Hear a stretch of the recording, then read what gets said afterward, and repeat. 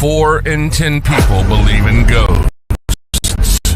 Over a third of people believe intelligent life exists outside of Earth. 43% of people believe demons exist. There are unexplained phenomena happening daily around the globe, and we are here to talk about it. Your portal into UFOs, paranormal, cryptids, the supernatural, the mysterious, the unknown. I see you. This is Beyond the Radar, and this is your host, Humanoid Tom Conway. Hello, everyone. Welcome back again to the wonderful Beyond the Radar here on the Oracle Talk Radio Network, your paranormal news show. Thank you all for tuning in to wherever you're listening or watching from. You can view us on Facebook, YouTube, Twitch, Rumble. You can listen to us on our Oracle Talk Radio Network app, as well as us on our iHeartRadio, and which will allow you to connect to our radio station. And for archives of past shows, you can search the Oracle Talk Radio Network on your favorite podcast platform, or become a member on Spreaker or Patreon to get access to unheard episodes. Thank you so much, and we have a wonderful show for you tonight. We have a wonderful guest for you tonight. A person in the field of the favorites of many of you, many of you. You know, we love you guys listening to our show, and you always turn out when we get to meditation. You always show up for spiritual guides. You always show up for consciousness, enlightenment, that sort of field. And so I wanted to bring another member, and I couldn't have found a better one. His profile is everything that we would hope it be and want it to be in this field. So, I'm going to introduce him here in a little bit. I just wanted to talk to you. Thank you so much for listening to us again. Please download the Oracle Talk Radio Network app on Google Play or iOS App Store, so you can listen to archives of past shows, of all of our shows, not just mine. But also, from now until Christmas, we're running, whenever there's not a show scheduled, we're running Christmas music. Old favorites, new favorites, you name it. We got a music license, and we intend to use it. So we're playing Christmas music from now till then. We didn't start right after Halloween. People like us, we still want to remember Halloween. So, we thought 6 weeks was a good amount of time for Christmas music. And so we just started this past Thursday. And also, I wanted to tell everybody, we are taping a special Chasing Prophecy, my other show, a special Chasing Prophecy special episode that's going to air on Thanksgiving. And everybody can, if you would like, write to us on, it's just Jenny and I that are on the Facebook page. You can email chasingprophecyradio@gmail.com. Tell us, in the paranormal world, what are you thankful for? And we'll be bringing, we have a bunch of suggestions. We have a bunch of people who already had commented. So we'll be reading them out on air on Thanksgiving night, if you choose to tune into us after you're done your festivities. And that, again, will be at 8 o'clock on next Thursday on Halloween, Thanksgiving. Thank you, everybody. All right. So let's get into our guest. Our guest is Dean Graves, and he's a renowned meditation teacher, mental health counselor, and spiritual guide with over 20 years experience in the field. Through his expertise in mental health and deep spiritual understanding, he provides a holistic approach to healing and growth. With his compassionate and insightful guidance, he has inspired and empowered people from all walks of life to embrace mindfulness and meditation as a path to greater self-awareness and spiritual awakening. And without further ado, I'm going to invite onto the stage Dean. Dean, how are you doing? And welcome to Beyond the Radar. I'm great. Thank you, Tom. I appreciate you having me. Absolutely. I'm so glad I found you. I'm glad we had the time, time worked out. You know how time can be. The greatest destroyer in our world, right? But when I saw your profile and I saw all of the topics that you touched on, it's an area within the paranormal realm that is sort of not touched on as much as maybe like UFOs and spirits and things like that. But, meditation and enlightenment and, spiritual understanding, metaphysics, the metaphysical world, that's all a part of it. And I just know that the audience resonates with that. They love hearing from people such as yourself and your journey and your experiences, because what you do, Dean, and what others have done is you've broken through that wall, and you're somebody who's actively talking about it. And I think you know as well as I do, there's people at home that are afraid to talk about maybe gifts that they have. Yeah, absolutely. Matter of fact, my significant other and I do a podcast called Chatting with the Arcturians, and she all her life has communicated with the Arcturians, but was very reticent to disclose that to really anybody. And just in recent years, that we've broken through that, and we have a lovely chat with the Arcturians on a regular basis, and put our conversations on the web, the podcast. That's wonderful. I'm so glad, and you were a part in her, getting over that sort of stigma, correct? It was, yes. I mean, it was um, a joint effort, and she agreed to participate in that. And we overcame her fears and her apprehensions about serving in that role, but she's developed quite a talent for it. That's wonderful. I'm glad because again we talked about it. You know how it could be something looked down upon, or you're afraid to speak up because maybe you don't know how in tune you really are, with that. And it's funny, you mentioned the Arcturians because the first time I actually have it right here. It's knocked over an alien. I read about them was actually in this book, the Extraterrestrial Species Almanac. Mhm. And the Arcturians are a fascinating people, really, really pro-life, pro-human. You know what I mean?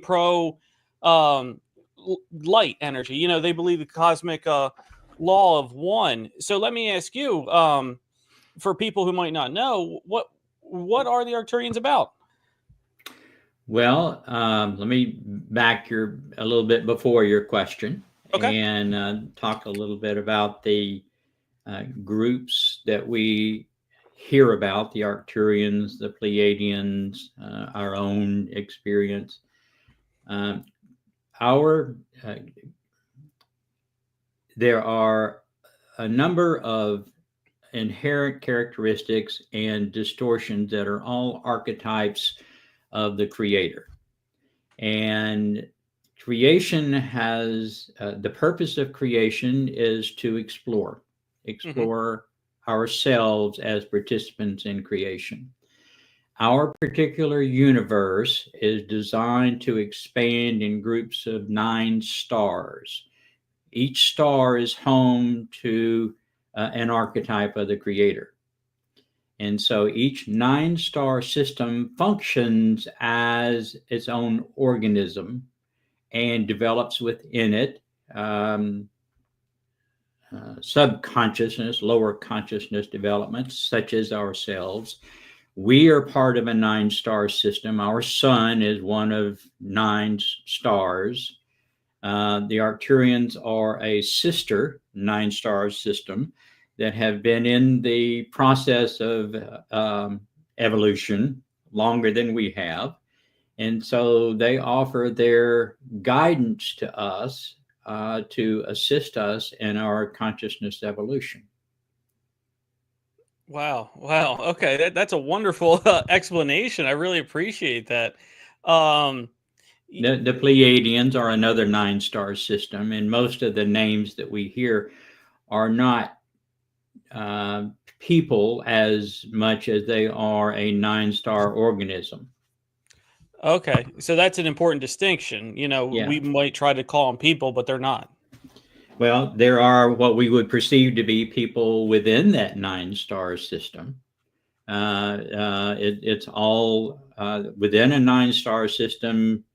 9-star systems essentially is from, well, this has opened the door for more questions, but from 6th density down to 1st density, we exist in 3rd density. And so we are beginning our evolutionary process. But within every 9-star system is that range of consciousness. So Okay. some are people, some are creator being. 6 densities is a creator being density. And there are 7th density as well, but they're not so much tied to the 9-star system as the 6 and below are. Okay. Okay, that's wonderful. And when you talk about 6 density, you're referring to like a dimensional space for layman terms, right? Well, they're not physical. Okay. They are consciousness patterns with a much.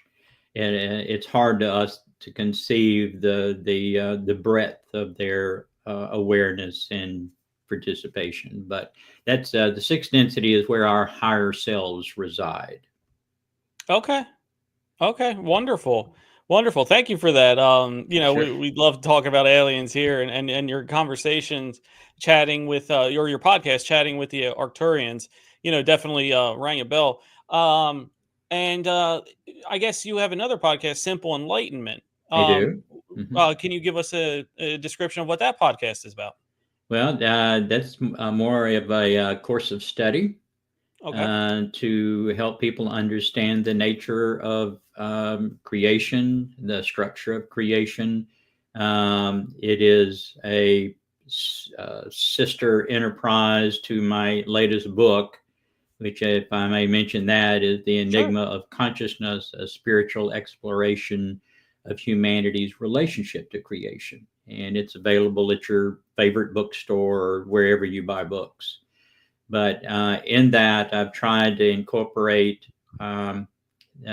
beginning with the beginning, how creation began, the structure of creation, the nature of our experience beyond our perceived physicality, and some of the criteria for how we participate in creation with our repetitive incarnations and so forth. So it's a pretty intense and pretty well developed plan. You can begin at the beginning, which is the beginning of creation, and follow all the way through to why you experience the stress in your lives that you do. Okay, that's wonderful, and I really appreciate that because it's a healing journey that people can listen to and track progress throughout by listening to specific episodes or the timeline of the episodes. I think that's a fantastic idea. And congrats on finishing that book. I'm an author as well over here, so I know how how it can be getting it across the finish line. Yeah, yeah. There. But you mentioned creationism. I'm going to pull a question for you here. Who or what created the Earth and its population? Well, it's a product of the 9-star system that we participate in. We have the primary creator of our experience is a joint effort by the inherent characteristic of the creator that we would identify as love and wisdom. And love is named Ra, which is the same Ra that they reference in the Egyptian mythologies. Okay. And Law is the name of the wisdom, which is homed in our 9-star system in our sun. So we are territorially within a law environment, but Ra is the principal creator of our experience. And so they are the primary source of our guidance in our evolutionary process. Wonderful. I really appreciate that explanation. That was definitely enlightening to hear that, and the similarities, like with Ra with Egypt. I didn't even pick that up at first, but that's right. They did have their sun god named Ra. They did, and the Egyptian mythology has greatly distorted the teachings. Actually, Ra walked and describes it as walked among the people in an attempt to elevate the consciousness level of the population at the time, which had fallen to disastrously low levels. And the teachings that they brought were greatly distorted and used as tools to dominate and subjugate those portions of the population that were not as fortunate to be able to have the direct contact with Ra. And so they retreated and noted their naivete and trying to work with the human population. But the mythology that developed around that just got totally distorted. And so okay. it wasn't Hey, Nicole, futile. good to see you. It was not what they had hoped. Gotcha. Good to see you, Nicole. We're here with, and for everybody who's just tuning in, I know a lot of people come late to us. This is Dean Graves, spiritual guide, mental health counselor, and meditation teacher. Okay, so we got to the creation part, and let's take this as a little journey. We got to the creation part. Would next be consciousness? What is consciousness, and why understanding it is important? Well, we are consciousness. Everything that we experience is consciousness. Everything, creation itself and everything in creation is consciousness. Consciousness began with the desire of the one infinite creator that is outside of creation to know itself by experiencing itself. And in order to do that, if you are all that there is, it's tough to experience yourself without creating distortion. And so the one infinite creator created an environment which is called intelligent infinity. And within that environment, it projected an analog projection of itself, with the sole distinction being that the analog projection perceived itself as being separate from the one infinite creator. And that was the first distortion that made creation possible and began creation. And so it initially established the creator as the object, which was the originating one infinite creator, and the creator as the subject, which was the analog projection of the one infinite creator. The creator as the subject, having the same ambitions and desires of the one infinite creator, with the only difference being that it perceived itself as separate and being a concept rather than being the eternal one infinite creator. And the concept creator as the subject developed all of the creation, including us, that we experience. So all of creation is a thought experiment, as philosophers would call it. And define consciousness is our creatorness intoxicated with free will, and free will being the perception of separation in order to expand and explore consciousness and creation. It was developed a series of layers, each descending layer being a fractal of the layer above. And that was created by increasing the degree of free will intoxication.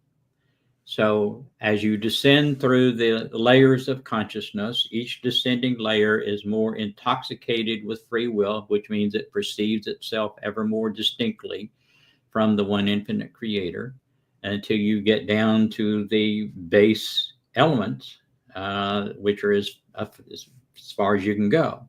Okay. The process of evolution, which is synonymous with the process of enlightenment, is surrendering that perception of separation, surrendering our free will intoxication, which allows us to align more completely or increasingly completely with the one infinite creator, in aligning ourselves with the unity of creation. Wow. Excellent point. Yeah, very very good references there of going lower and then enlightenment with consciousness, because there's a lot of different theories out there with it, but I love listening to different viewpoints on it. I have a question from the chat here for you, Dean. What about animals? Do they have consciousness? they are consciousness as well. Of the 8 layers of consciousness, the creator as the subject being the 8th layer. The first layer, which is as far as you can go from the creator, is essentially inorganic matter, beginning with fire is the lowest manifestation of consciousness. The second layer are plants and animals. Okay. And so we are the first layer. We are in the third layer. We share the third layer. And we are the first layer that has adequate awareness in order to assume responsibility for our progression through the evolutionary process. The first and second layers are indescript. In other words, they're learning from their physical world. Participation is not retained as an individual, it's just cumulatively added to the whole. Mm-hmm. And so, yes, they are participants, but they're foundational layers. In other words, they have to exist in order for us to exist, because we have to have a planet and we have to have food sources and interactions with the animals and plants. Okay, excellent. There you go, Nicole. Thank you, Dean, for answering one of our chat questions. Sure. But in the consciousness, you talked about enlightenment. For everyone listening who might not know, in your definition, what is enlightenment, and how can we get more of it? Well, light is information. Okay. Light tells energy how to be. So when you are becoming enlightened, you are gaining additional information, and there is certainly distorted information which is false, and there's information which is true, and it is incumbent upon us to learn to be able to discern the difference and to become enlightened, become informed, and with that information, use that to surrender our perceptions of separation. As we surrender our perceptions of separation, our consciousness level rises, and we become more unified with creation in whole, in its whole, in its totality. Okay, so it's a path, that we must achieve, to continue our spiritual journey, right? Yes. Okay. Absolutely. Yeah. And what I find comforting, Dean, to be honest with you, is, the many people that come on here and talk about spirituality, metaphysical and everything like that. One thing comforting to me is that all of you say the same thing. All of you are saying the same thing. So you're getting a real, it makes it harder, or it makes it easier to believe and go with, you know what I mean? When everybody's saying the same thing, especially for, the skeptics out there, I guess. So when you hear all of this stuff and it's the same message repeated, I just think it's fascinating, that, you all have these truly unique skills. And I call them skills because somebody actually snapped back and said, well, it's not a gift if if you don't know how to turn it off. So I thought that was funny. So ever since then, I started calling them skills.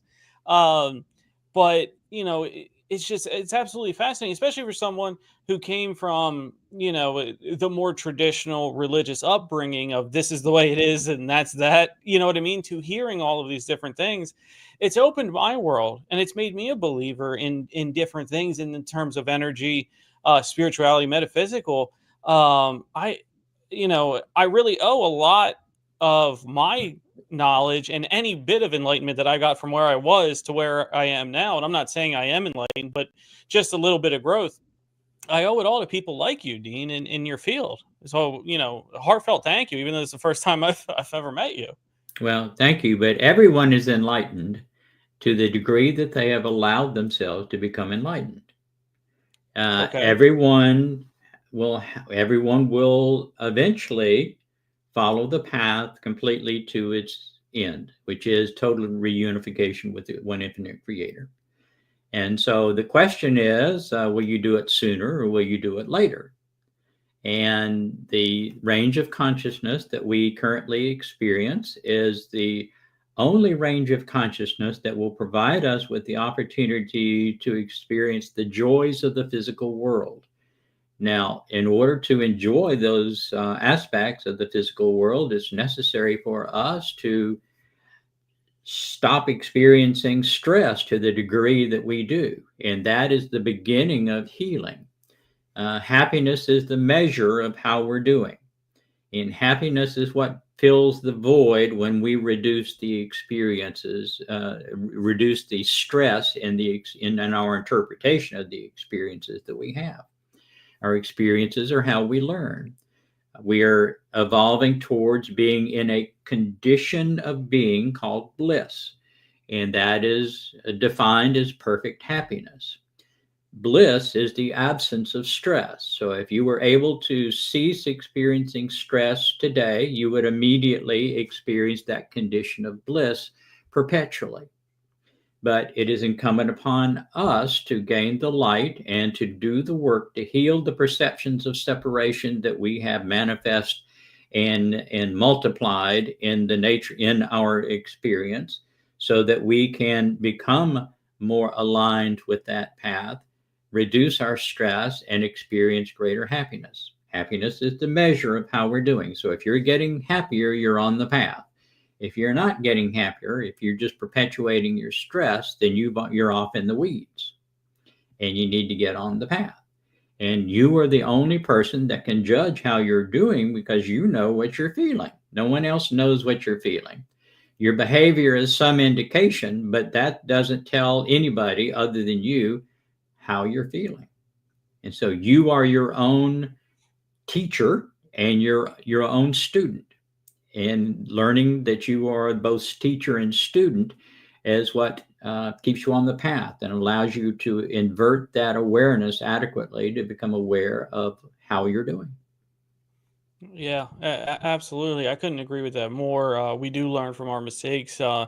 Everybody has made, mistakes in their past, and you try to learn from them, and you seem to find certain individuals keep repeating, similar patterns, keep repeating similar behaviors, whether it's, personality wise, relationship wise, or maybe even substance wise, things like that they keep, or that they're circling on that, path to try to break out.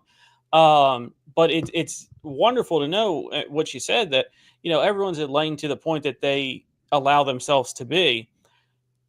Let me take that a step further. If I want to be more enlightened, what would you recommend to that individual? Develop a practice of pursuing that. As you have other ambitions in your life, you need to make that a focal point of your interest in your activities. No one can heal you but you. There's not a doctor or a therapist in the world that knows what you have experienced or knows what you're thinking. You can talk to them a little bit about it, and they may be able to help you put some of the pieces of the puzzle together, but you're the one that actually has to do the work. The methodology that that is far and away the most productive is meditation, because meditation requires you to learn to invert that awareness inside and become aware of what it is that you have included into your perception of self, and become aware of those things that are perpetuating your stress and or possibly suffering, and learning to let those go. And it is just a matter of letting it go. But what we're letting go of is what we perceive to be our self, our beingness, our identity. And so everyone's identity is false. No matter what the identity is, it's false. And the reason that that is required, we are programmed to create this false identity, is because we learn by analogy. We learn by comparison and contrast. So in order to know what we like, we have to also, to a greater degree, experience what we don't like. If you decided that chocolate ice cream is your favorite flavor of ice cream, and when you go into the ice cream store and there's 150 flavors there, you're going over and stand in front of that ice cream it's marked chocolate, and wait until you get your chocolate ice cream. But in order to know that, you had to taste most, if not all, of the other ice creams that are there available.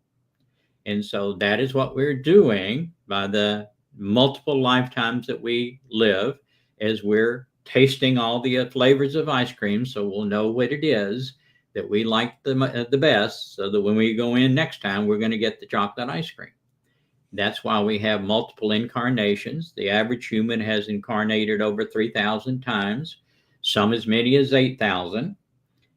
We are reaching about to encounter some crunch time in the human population on Earth to make some decisions as to where we're going with our evolution. Those that have remained reticent to do the work are going to probably experience some extreme stresses and pressures that they feel in order to make some strategic decisions. Those that have progressed a little bit farther will probably welcome those changes. But time is nigh, and the primary decisions that we have to make are whether we are going to follow the path of service to others or whether we're going to follow the path of service to self. And the reason that that is strategic is that determines the nature of our evolutionary experience.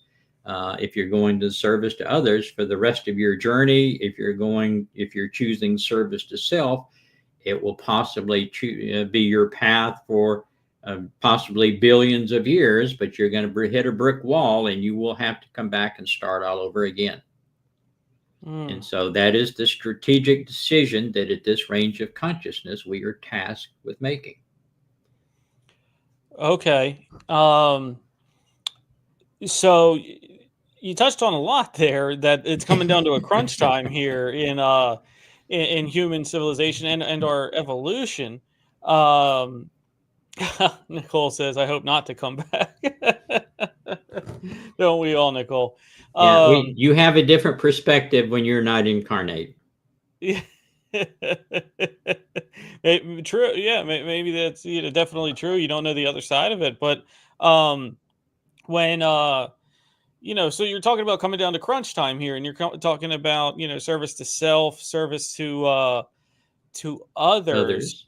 Are you talking about all of humanity as a collective or people's individual decisions? Well, no one graduates from this range of consciousness to the next as a group.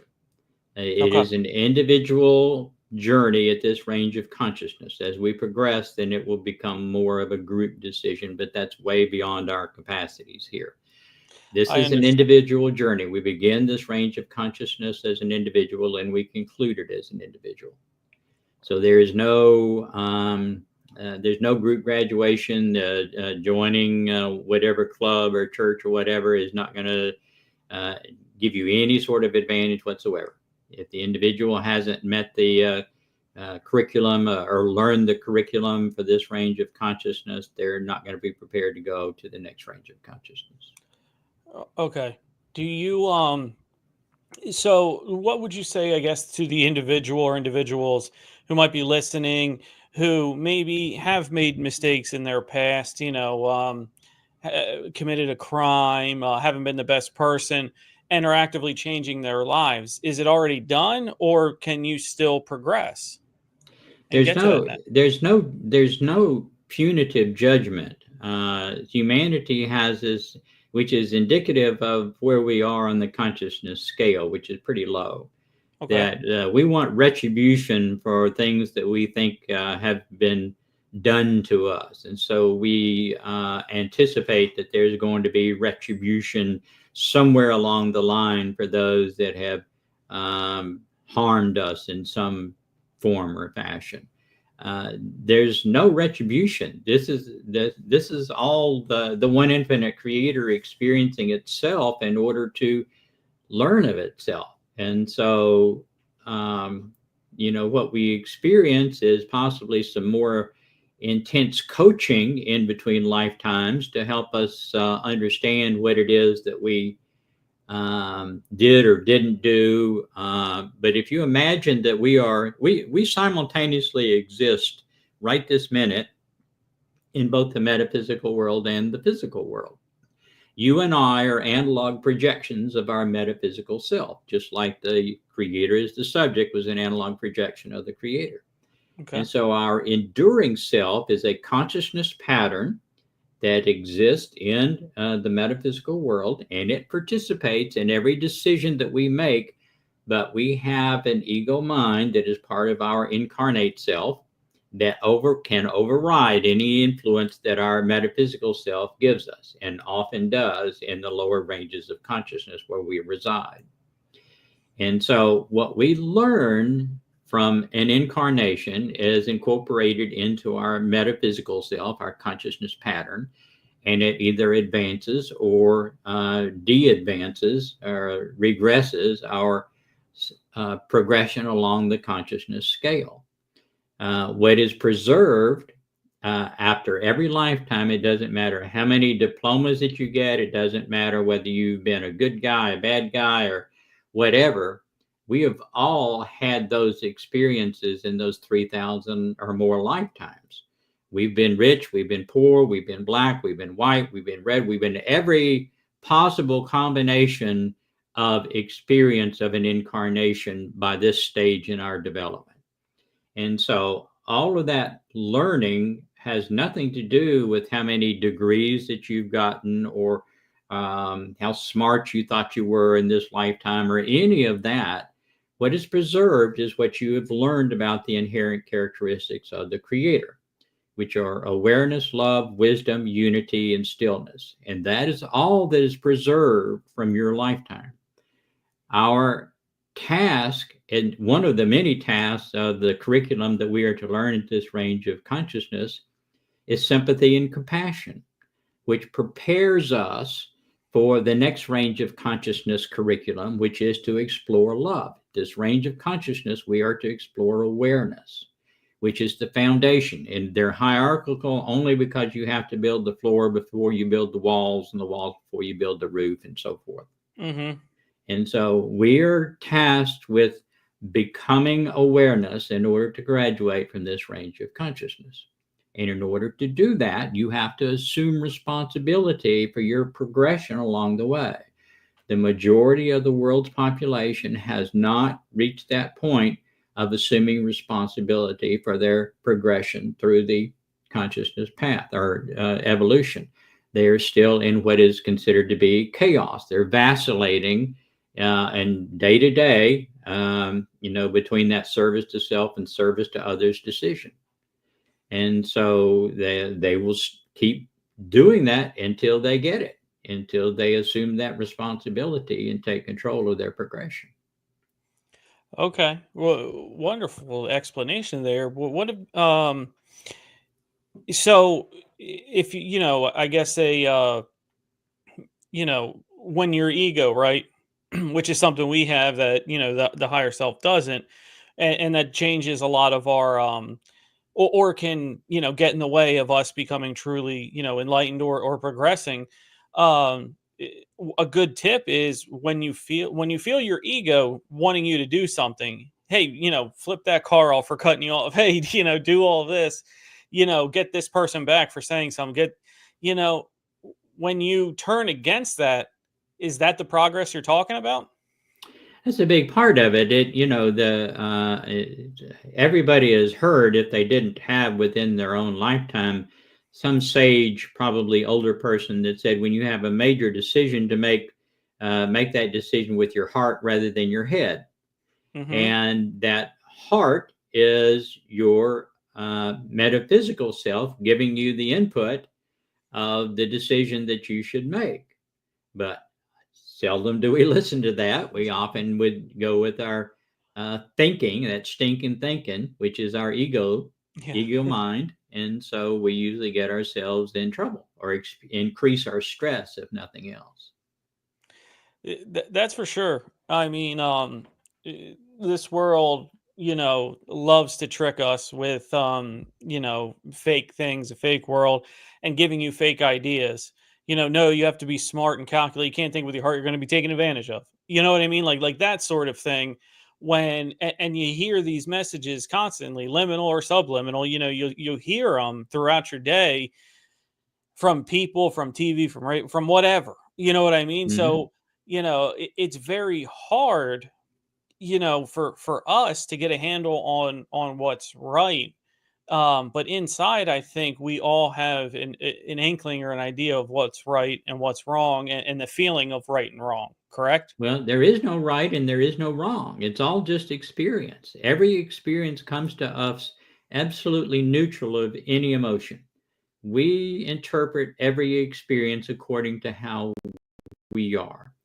And so if we deem it to be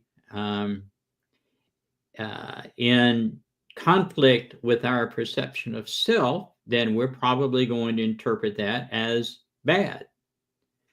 But it's not bad, it's just in relation to us, it is an affront to our perception of self, which in and of Sure. itself is a lesson that we need to become aware of what it is in our accumulated perception of self that is perpetuating that stress.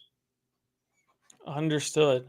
Understood. It's conflicting with you, so you're taking it as bad when the situation is independent of that.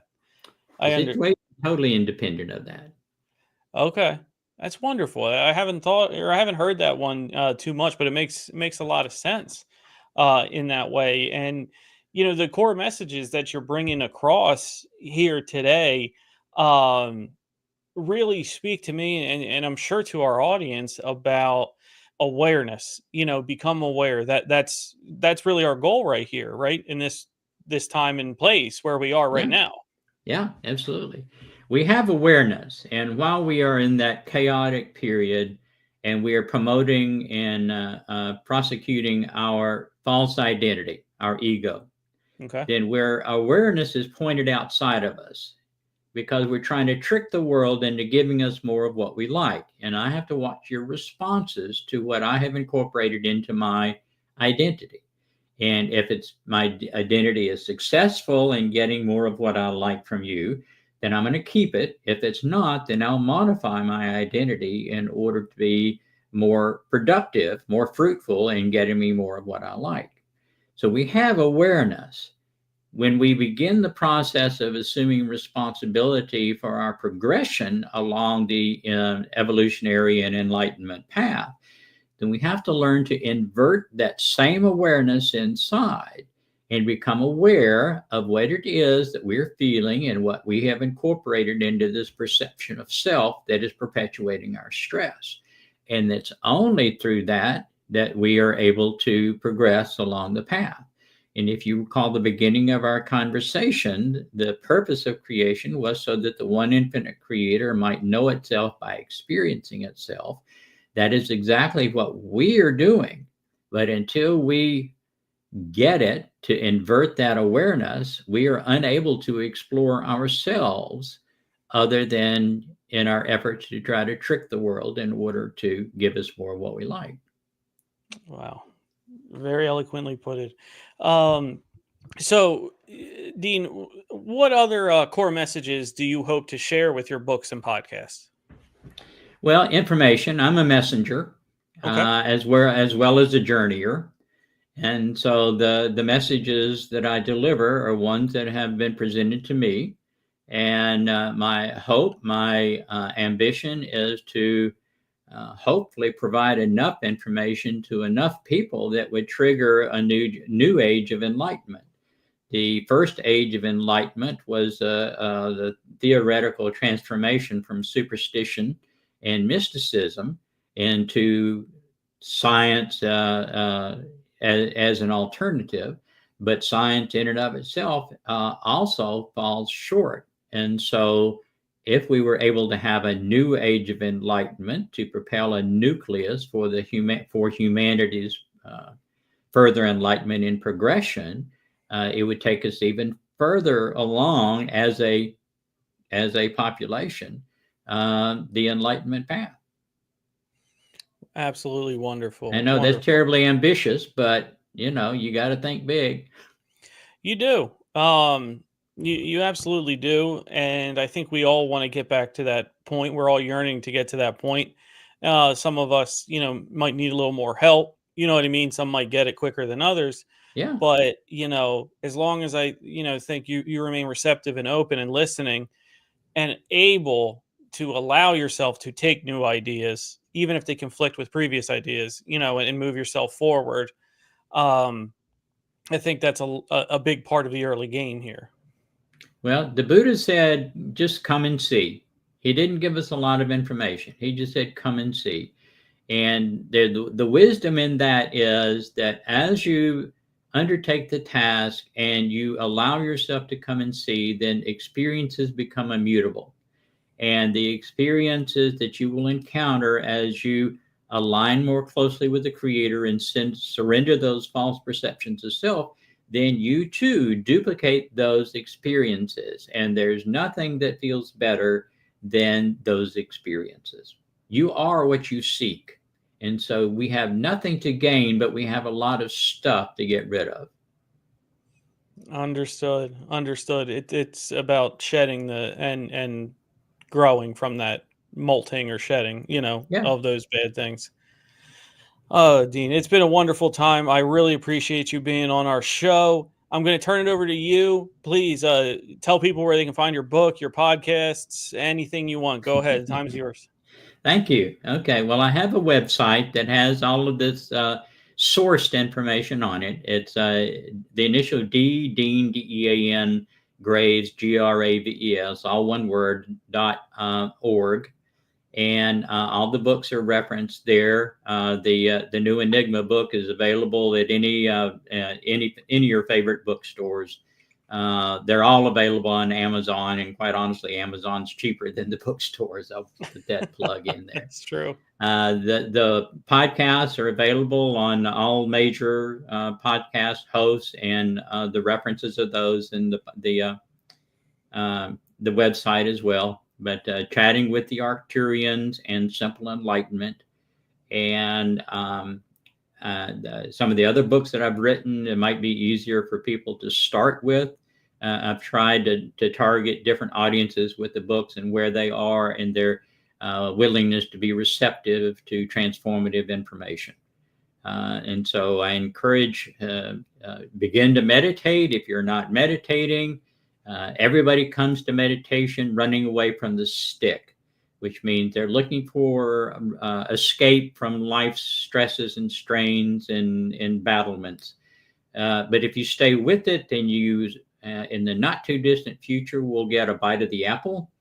The apple tastes really good, so your motivation transforms from running away from the stick to chasing the apple, and then you're off and running. And that's when you really experience some healing, and you'll amaze yourself in how transformed you will become in a very short period of time. So wonderful.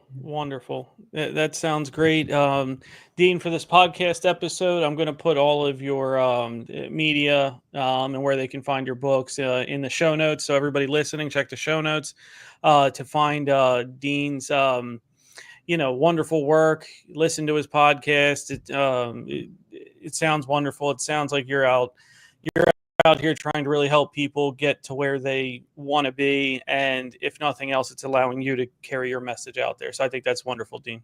Absolutely. I appreciate you giving me the opportunity to share this with your audience. I appreciate it as well. Thank you so much. And thank you all for listening to another wonderful episode of Beyond the Radar, your paranormal news program. Check us out on Facebook, YouTube, Twitch, Rumble. Give us a share, a like, subscribe. And thank you all for tuning in. I'll make a little introduction here. Nicole also has a podcast. She's a wonderful member of the network and all things like that. So, I'm sure she'll reach out to you about, maybe possibly coming on hers. But thank you, everyone. There you go, Nicole. We'd love to. So thank you, everybody, for listening, tuning in. Dean, again, thank you. Everybody stay weird and have a wonderful weekend. Goodbye, everyone.